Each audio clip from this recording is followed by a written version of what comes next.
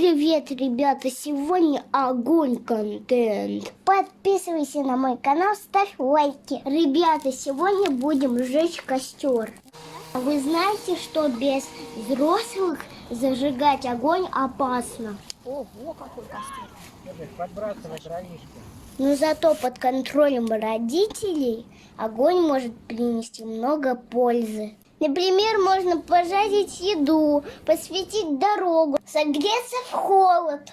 К, О, с, кос, т, т, ё, р, тёр, тер, костер. костер.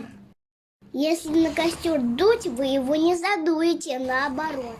Костер разгорится еще сильнее, потому что поступит кислород.